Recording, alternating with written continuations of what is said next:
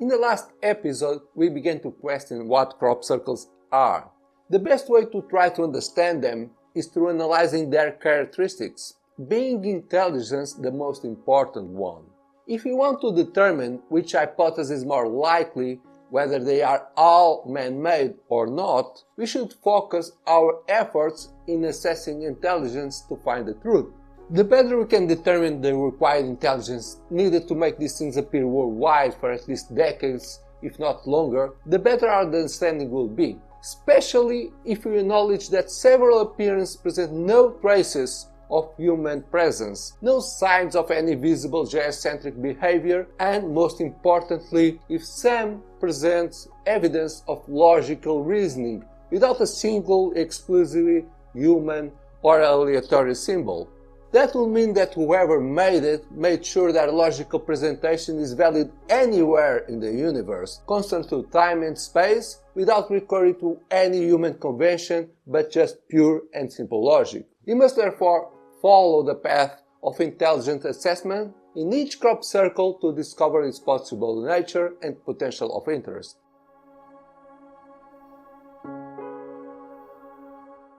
Of course, there will always be attempts to imitate what appears in the fields. It's only human to do so. Historically, this has always been the case. Whether in relation to the environment or the unknown, humans have always tried to imitate what they see, either to integrate into nature or simply to make better sense of it. There are several reasons to try making crop circles. The main one, I think, is to show that if you can make some, then we can make them all. And it works because many believe it's true. But like Jules, there is a great difference between true and false. That difference lies above all in the intellectual capacity used to validate logical reasoning, not just in the way we are used to, but in a universal sense. A capacity that either exists or not and can only be achieved through excessively high intelligence, so extraordinary that it goes beyond the ability to which our brains are accustomed to.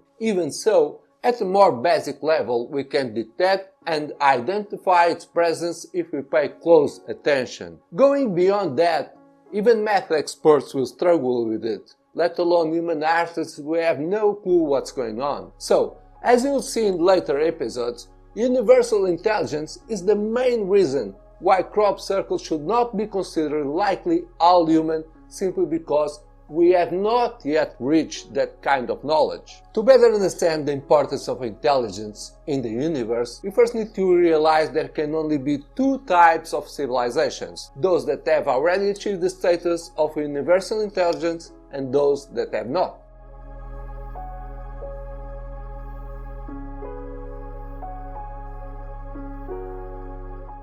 Of course, there can be multiple subcategories, more or less advanced, in each stage, but concerning to the universe as a whole, there are no more options available simply because they are antagonists. Either you are or you aren't. But what does it mean to be considered universally intelligent that may differ from our knowledge on Earth? Are we not intelligent enough? Probably not, but why? What's the main difference between us and those who already are? We would probably have asked these questions before if we already had found life out there. But sooner or later, they will be asked. It's almost a matter of when, not if. The truth is that as soon we discover signs of living organisms, most likely microscopic, we will begin to wonder whether intelligent beings might also exist. If extraterrestrial life exists, then surely some part must also be intelligent. That's when we will question ourselves how to determine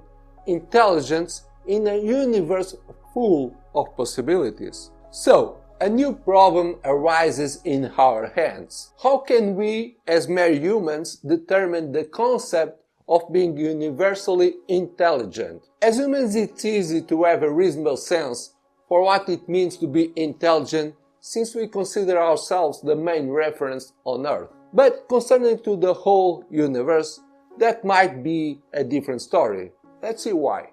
First, let's check what it means to be intelligent. If we make a quick search, we will notice that intelligence is the ability to perceive or infer information and to retain or obtain knowledge. It is generally defined as a mix of several cognitive skills. It involves not only acquiring but also understanding and being able to apply that same knowledge to an environment or context. To comprehend the role of intelligence in the entire universe, we need to understand first its nature per se as best as possible and see what is necessary to achieve that status. To do that, we must focus on its universal characteristics. Here are the main ones: capacity for learning and understanding, capacity for abstraction, logical reasoning, creativity, problem solving, innovation and adaptation, social cohesion,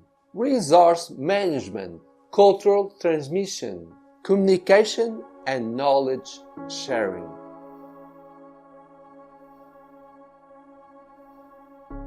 While we know reasonably how to do all of this among us, we fail miserably if we try to do the same universally with other potential intelligent civilizations. Not only we don't know yet any of them, let alone have we studied, comprehend and discover how to develop a method able to properly validate all the required intelligent characteristics universally necessary. Of course, there have been already some attempts to contact other civilizations under some of these premises, which may or may not have caught their attention, but doing it so properly while respecting all the characteristics required by universal intelligence is something we have yet to attempt. But how? Is there any solution that integrates all the intelligent characteristics mentioned before and at the same time be universally valid?